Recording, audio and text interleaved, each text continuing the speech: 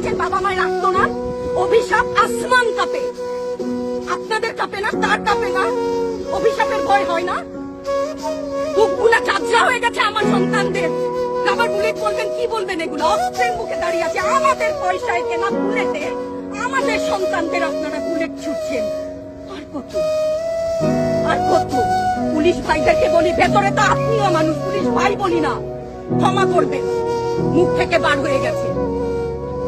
তাদের ঘরেও সন্তান আছে, তাদের খোলসের ভিতরেও মানুষ। যারা এখনো ঘরে আছেন তারাও জানেন আর কতদিন ভয় পাবেন। ভয়েই থাকেন, একটা মারবেন 10টা আসবো, 10টা মারবেন লক্ষ্য আসবো। সারা দেশের মানুষ, মা বাপ সব একসাথে দাঁড়াবে।